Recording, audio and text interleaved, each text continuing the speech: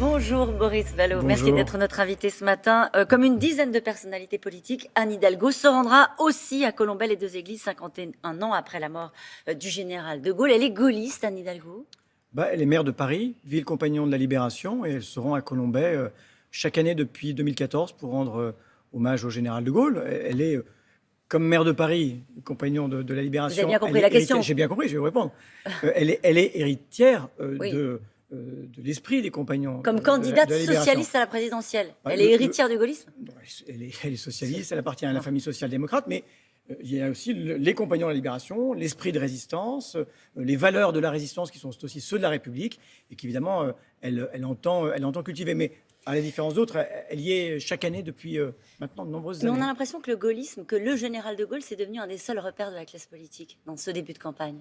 Oh, non, il se trouve que vous avez là un hommage habituel auquel on se rend, mais vous savez, Anne Hidalgo était au Radour-sur-Glane il y a quelques jours, elle sera à Verdun cet après-midi. Verdun, vous savez, c'est à la fois l'enfer de la Grande Guerre, c'est la réconciliation franco-allemande, c'est la cohabitation des mémoires avec des combattants musulmans, chrétiens, juifs. Voilà, Mais de Gaulle n'appartient pas qu'à la droite, il n'appartient pas qu'à un seul parti, et il n'appartient pas du tout aux faussaires de l'histoire, c'est-à-dire Éric Zemmour. qui se revendique du gaullisme. Avec Il est illégitime pour le faire, c'est ça que vous dites, Boris Vallaud? Ah oui, c'est assez difficile de prétendre réconcilier Pétain et De Gaulle, mais je crois que les Français le savent bien. Ils étaient tous gaullistes, ça c'est sûr, hier soir, sur le plateau de nos confrères de LCI pour le premier débat pour départager le candidat LR à la présidentielle. Est-ce que vous l'avez regardé ce débat? Je dois vous dire que j'ai fait qu'un passage fugace. Ça vous a pas plu? Vous avez zappé? Non, c'est pas ça, c'est que vous m'aviez invité ce matin et qu'il fallait être raisonnable. C'est ça, bien sûr. En tout cas, c'est le débat que vous n'avez pas voulu organiser au Parti socialiste. Est-ce que c'est pas ce qui manque, au fond, à Anne Hidalgo en ce début de campagne? Non, mais ce qui manque, je pense, à beaucoup de candidats, c'est l'intérêt que les médias portent aux idées que les candidats veulent déployer. Ah, c'est de notre faute. Anne Hidalgo, je vous dis, parce que là, ce qui intéresse les Ouais. Français, c'est pas tellement qu'on parle de nous-mêmes. C'est intéressant, mais pas tellement. Ce qui est intéressant, c'est qu'on parle de leur vie quotidienne. C'est qu'on leur dise, voilà, vous avez des fins de mois difficiles. Pour beaucoup d'entre vous, c'est pas le 30, c'est le 20.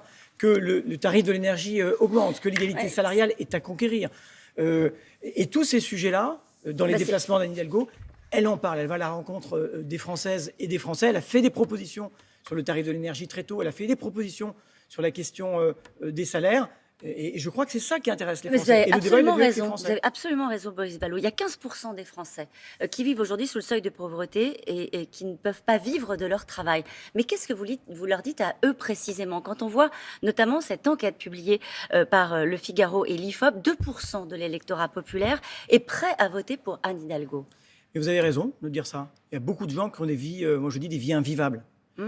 Et c'est à cela qu'il faut s'adresser. C'est à cela que Mais ils ne Anne vous Hidalgo, entendent pas. Eh bien, on le répète, et c'est pour être entendu, et pour dire qu'on a une candidate qui, par son histoire personnelle, qui vient d'un milieu populaire, issu de l'immigration économique, en plus d'avoir fui le franquisme, qui, par l'école de la République, a réussi ce parcours incroyable qui doit pouvoir être, dans notre pays, celui de beaucoup de Françaises et de Français. Elle leur dit, faites comme moi? Elle dit que la République peut beaucoup, dès lors qu'on lui donne les moyens de services publics de proximité, d'une école qui rétablit l'égalité des chances, que l'on peut vivre de son travail. Vous parlez de ceux qui ne vivent pas de leur travail. Il y en a beaucoup. C'est la raison pour laquelle elle a mis la question des salaires au cœur de sa campagne, de l'égalité salariale entre les femmes et les hommes au cœur de ses propositions. Vous savez, il y a chez moi, dans les Landes, ce n'est pas ma circonscription, mais c'est pas très loin, un conflit social extrêmement dur chez La Berry. Une entreprise bien connue, une entreprise qui va bien et qui, aujourd'hui, méprise ses salariés en... j'allais dire coupe en cours à des négociations salariales qui sont parfaitement légitimes. C'est beaucoup de femmes qui commencent à 4 heures du matin, qui se sont levées à 2 heures, qui ont dû prendre leur voiture avec le prix de l'essence qui a augmenté, qui se sont toujours battues pour que cette entreprise soit un fleuron et qui aujourd'hui ont un sentiment de mépris. Et vous pensez qu'il croit qu'Anne Hidalgo peut changer les choses? Je crois que Anne Hidalgo dit avec netteté qu'il faut de la justice dans l'entreprise. Il faut un juste partage de la valeur ajoutée, qu'il ne peut pas y avoir la captation de la richesse entre les mains d'un nombre toujours plus restreint et qu'à côté, il y a des gens qui vont dans la difficulté. Pourquoi vous les avez perdus alors? C'est la centralité du travail. C'est la centralité du travail. Pourquoi vous les avez perdus alors, cet électorat populaire? Peut-être parce qu'on n'a pas dit ça avec suffisamment de netteté, qu'on n'a pas été suffisamment intelligible et que c'est un travail qu'il faut, à certains égards, poursuivre, reprendre, approfondir.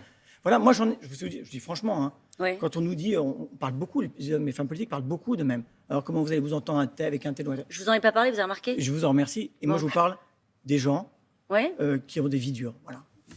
Et qui, pour l'instant, ceux qui ont des vies dures disent plutôt qu'ils vont voter Marine Le Pen ou Emmanuel Macron. Eh bien, nous devons les convaincre. C'est encore temps.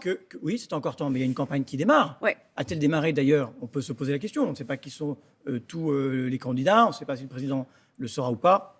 Suspense et... Oui, vous n'avez pas de doute, quand même. Non. Bon, quand même. Éric Zemmour, vous parliez des femmes de cette entreprise La Berry dans les Landes. Éric Zemmour estime que l'inégalité salariale n'existe pas parce que les femmes, disent-ils, n'ont pas le même métier. Ce sont des métiers moins bien payés. Qu'elles choisissent? Que lui répondez-vous? Oh bah que là, il est à 180 km/h sur l'autoroute du mensonge et de la bêtise.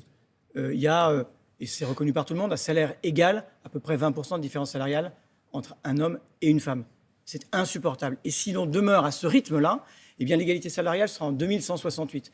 Je ne pense pas qu'on puisse se permettre d'attendre parce que c'est injuste, parce que c'est des revenus qui permettent de vivre plus dignement et qu'il faut une action publique, j'allais dire, vigoureuse. Là aussi, c'est une proposition qu'on me... Typiquement, Eh bien, ça fait des années que tout le monde déplore l'inégalité salariale contestée par Éric Zemmour. Ça s'appelle la loi. C'est-à-dire qu'on va imposer aux entreprises l'égalité salariale. Ça veut dire que pour l'instant, vous savez, on a un indice égalité, oui. Enfin qui dit un certain nombre de choses, qui parfois incite.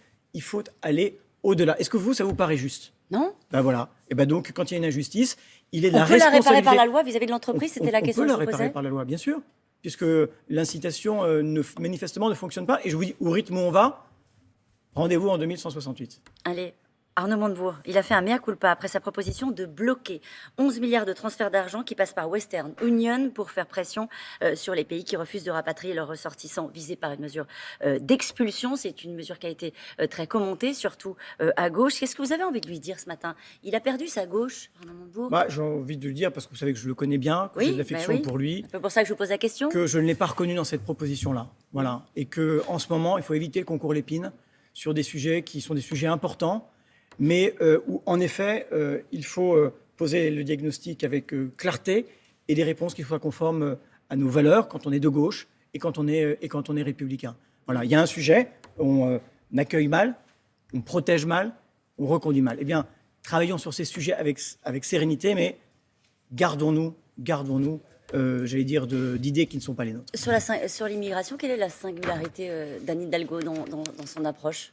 Je vous dis, c'est de regarder en face ces trois problèmes. Quand je dis on accueille mal, c'est-à-dire qu'il faut des meilleures politiques d'accueil sur la langue, l'inclusion sociale, le logement, la formation, l'emploi pour ceux qui le peuvent.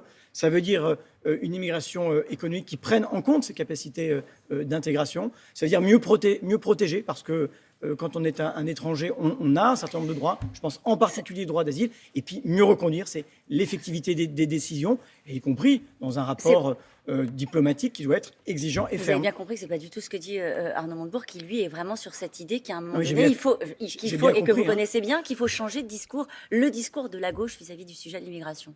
Mais est-ce que c'est pour emprunter celui de l'extrême droite? Je ne le crois pas. Et moi, je vous dis, il ne s'agit pas de laxisme, il s'agit d'efficacité, de justice, et quand il le faut, de fermeté. Emmanuel Macron va s'exprimer ce soir et s'adresser aux Français pour la 9e fois depuis la crise du Covid. Est-ce que vous craignez... la 13e fois depuis le début de son quinquennat. Il parle trop? Il parle beaucoup. Bon, c'est le rôle d'un chef de l'État?